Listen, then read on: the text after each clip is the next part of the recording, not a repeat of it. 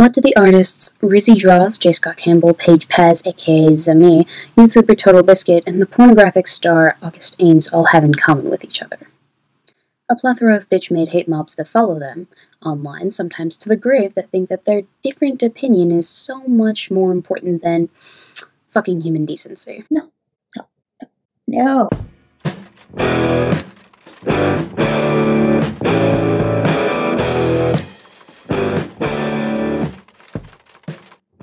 You have been warned. Let the demonetization process begin! No, this isn't a bullying PSA, nor is it a suicide prevention video. It's about pointing out tomfoolery of the highest order and mocking it for what it truly is. Poppycock, classless whining, and toddler-esque overreactions. I do love a good overreaction. This is all coming from a serial internet complainer, moi, and that's how you know that these incidents that I'm highlighting are exceptional. So without further ado, here's me complaining about people, well, people. Savvy? If we're going to do this, that is, call out some motherfucking simple-minded fucks, you're going to need to know where this all came from, this desire of mine to be myself. Let's start with the inspiration, I guess. Rizzydraws. You're not going to find a news article, and I'm not sure exactly how much of this is legitimate, but if you've been on Twitter in the past 36 hours, you'll know a few things. First, that Rizzydraws wrote a comic that was basically haram in his own country of Indonesia, a population with majority Muslim demographic. Rizzy was also doxxed by a group of online trolls headed by Entrophic Void on a livestream, and it's reported that he was reported to the Indonesian authorities. It's also been reported that as a result, Rizzy has made an attempt on his own life, and is now in recovery from that attempt that he made.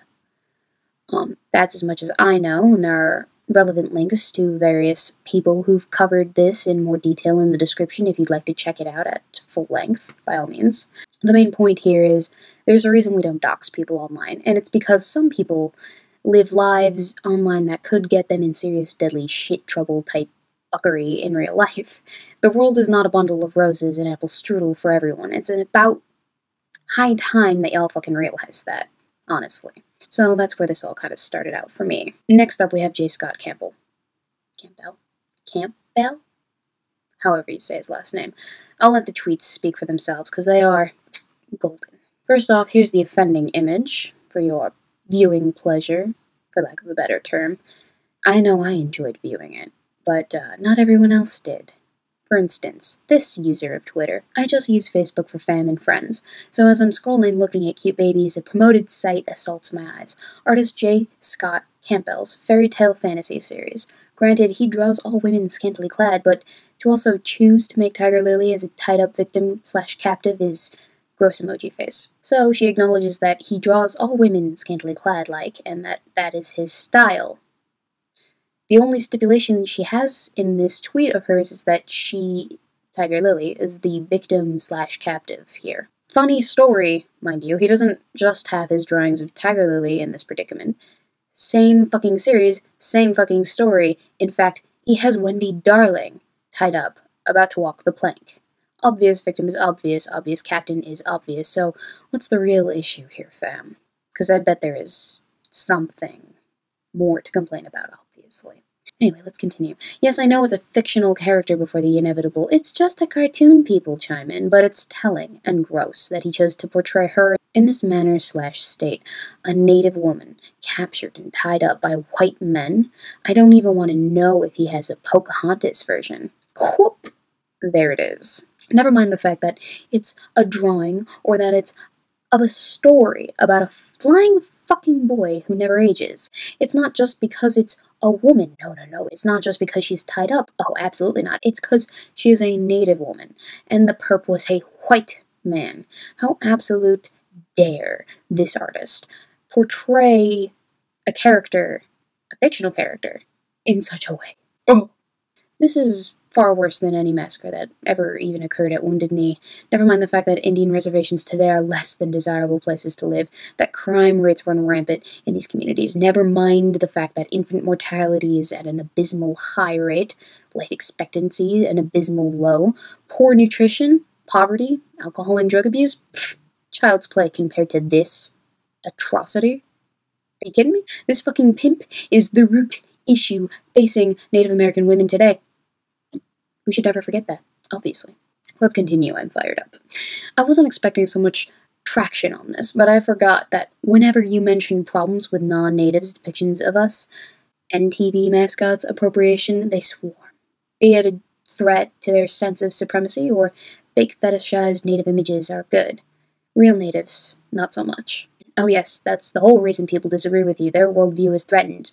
Not because they think that you're wasting everyone's time, distracting the world with non-issues from real issues facing First Nations people. How about that? But I've heard all these same weak justifications before in the attempt to silence Native women and reduce us to just being hyper-outraged artists' words, or mad feminists and social justice warriors as typical erasure tactics, and the violence Native women actively face is ignored. Interesting. Someone who thinks that the literal pen of an artist is mightier than an actual sword or a gun or what have you. You're an actual absolute lunatic spearheading activism behind a cause that's not even worth the 280 characters it took to have a conniption fit in the first place. What the frick? So, a lot of blatantly racist comments in here, and now the artist is painting himself as a victim, saying he's being attacked. A comment on why this piece is problematic isn't an attack. Meanwhile, real Native women are being attacked. Learn about it. #MMIW. This tweet is so precious, so ironic, so lovely. I can't. You want to know why this artist has been feeling so attacked? Because they're calling him racist and a pedo now because of you. Except that they can't actually fully agree on the pedo part, because while Tiger Lily was a kid in the original depiction, 50, 70 years ago? I don't fucking know. She is certainly not one in Campbell's. But anyway, do you know what accusations like that do to a person's reputation? Do you? This can ruin a person's life. You fuckwitted nutjob. Yes, he is being attacked. And you spearheaded that. Congratulations. Would you like a cookie? Now this next one is a bit older, and also from a fandom that I know not a lot of you are familiar with, me included. This is a story about a fan who got in trouble with the fandom that she was a part of. It's kind of ridiculous, honestly. She drew a whole bunch of images, and everyone got all up in arms over the images because they weren't satisfactory, I guess. Oh well. So here are some of the offending images for everyone to see. Now, you tell me what's wrong with image number 1. I'll give you a hint. It's ultra fucking mega racist, apparently. You see that character right there? It looks too Asian. Yellow skin, slanted eyes? Wrongo. How about, can you tell me what's wrong with image number 2? You think you can tell me? Well, it's both cultural appropriation and racist, and here's why. It's a Native American Fluttershy wearing Native American clothes and having red skin, which means it's both stereotyping and cultural appropriation, depending on which Native American you ask, honestly, though. Yeah. Confusing? It is. Oh well, what are you gonna do? Make sense of nutjobs? No, I don't think so. Now, what about image number 3? What's so wrong about this image? It's racist, that's what. Want to know why? Because this black character, who also has 4 fucking arms, mind you, and a beige guitar pick for hair in the actual show, has not been drawn by this fan with afro-textured hair. I know, right? How absolutely fucking dare this fandom artist take liberties with her own art, right? Fucking racist. Honestly, the fucking nerve. And what about image number 4? What's wrong with this one? No, it has nothing to do with race. Absolutely nothing to do with race. She's just not fat enough. And thus, making the original artist of this piece a fat-phobic piece of shit. You uncultured swine, how could you not figure that out? So, these various sentiments bounced around the Tumblr collective, further aggrandizing all these various opinions about art and making their way back to the artist in the most vitriolic and hate-filled ways that you could think of. She's a racist, a filthy cultural appropriator, fat-phobic, garbage human, all of the cuss words. All of the buzzwords, essentially. And at one point, I guess there were 42 different Tumblr blogs dedicated solely to the action of going after Paz, the artist herself, who just wanted to draw things for the love of it. It got so bad. Eventually, Paz decided that the best course of action to take was her own life. Which it's not. Absolutely fucking not. Suicide is a permanent solution to a very temporary problem. I don't care what the context is. That's the fucking truth of it. Suicide is the option you choose when you run out of hope. And let me assure you, there is always hope. There, I guess that there is my PSA for you, if you wanted one. There you go. But if you thought that was what was it for this story, you'd be fucking wrong. Because the showrunners actually released a statement in response in a tweet that has since been deleted. The show artists and the writers were okay with the fan art. Go figure. And Paz had the blessing of the only people who actually mattered in this whole debacle. Right? No. Watch the Tumblr fandom mindset in action. Until you do something they don't like, you can do no wrong. Last month, the Crewverse was a diverse group of talented people who made an amazing show. Now Rebecca Sugar is sick because she drew Ed, Edd, and Eddie porn at one point. Ian JQ is a disgusting pervert for liking Lolicon. They're all racist, fatphobics, and terrible people because they promote artistic freedom in their own fandom. But none of it mattered before they got tired of the bullying. None of it mattered before the fans drove someone to a suicide attempt. Honestly, the Steven Universe fandom needs to get a grip. Or it needed to get a grip when this all went down. Fuck. That's not the end of it, though, because Paige survived her suicide attempt, and then enrolled the speculation on whether or not she did, in fact, actually attempt to off herself. It's a vicious fucking cycle, honestly. I mean, seriously, how fucking pathetic does your own life have to be this low tier of numbskull? Just... Anyway, let's continue on. Now, unlike the other stories that have some sort of sunrise on the horizon type of ending, this one ends in a very bad place. I expect a lot of you to know what happened, but for those of you who don't, a brief recap of what did occur. August Ames was an adult film star working in the industry at the time of her untimely death.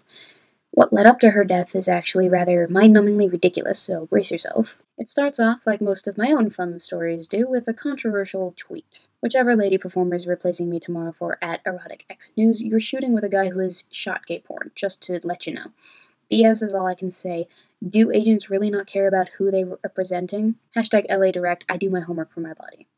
Now, this was obviously taken as homophobic because a woman deciding that she doesn't want to sleep with a man for whatever reason, doesn't matter what reason, isn't absolutely within her right. Right? Right. Oh wait, it does matter. Right? To the rest of the world. It absolutely matters who a woman sleeps with, apparently. Her body is not her choice, I guess, and all that jazz. You know, that feminists perpetuate into the world. Right? Obviously, I'm being facetious. But August Ames said as much in her follow-up tweet. I don't have anything to apologize for. Apologizing for taking extra steps to ensure my body stays safe? Fuck you guys attacking me when none of my intentions were malicious. I fucking love the gay community. What the fuck ever. I choose who I have inside my body. No hate. But that resolve that's so dominant in her tweet did not keep August Ames from making the decision to take her own life in early December, just a few days later. Even in death, however, the hate doesn't stop a-comin'. Which brings me to Total Biscuit. Because if there's one thing the collective of internet self-righteous, pearl-clutching, easily dissatisfied internet keyboard warriors is good at doing, it's beating a dead fucking horse. Oh boy. And I mean that quite literally. Total Biscuit is as dead as a doornail, and you'd think that at that point, people would give it a rest, but oh no, the body wasn't even fucking cold before the edgy virtue vultures, in all of their self-righteous glory, had begun descending upon his memory. For those of you who don't know, Total Biscuit was, part of Gamergate, I think.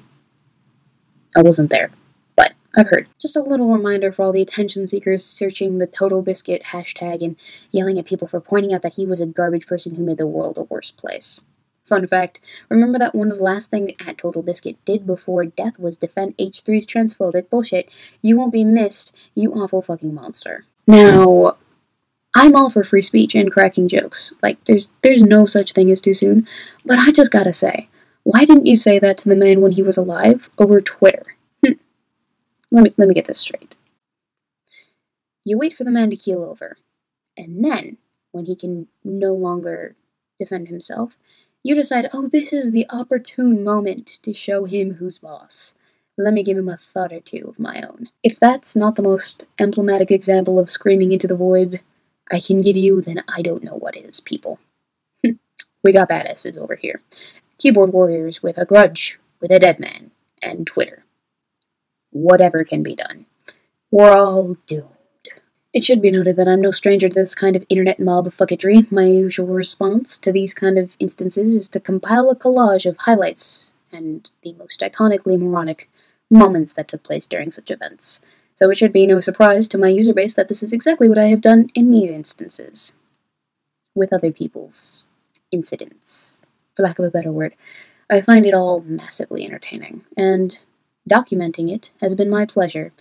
The collective pearl-clutching and Discord server counter-assaults to rival that of Kraut & Tea, the hate blogs and their dedication to, not even a cause, rather simply bitching into the void of the internet about, or to, an individual with no influence or no real power, just a creative mindset, and the internet as their outlet, at their disposal. These are just tism-fits of epic proportion on a fucking massive scale. But when it descends into doxing an artist, or what have you, that's when it goes too far. Death wishes? You don't think that that's an overreaction, guys? Come on. Let me put it simply for you guys. If you're the type of person who wishes ill upon another person unironically, simply because their opinion is different from yours, or, I don't know, their artistic expression is unsatisfactory to you, the individual, then you need to get your head out of your fucking ass and your ego out of the padded echo chamber that is your skull. The world doesn't revolve around you, honey. Sorry to say. Now, if you like what I'm doing here with my channel, please consider checking out the links in the description to my Patreon, Teespring, and Amazon.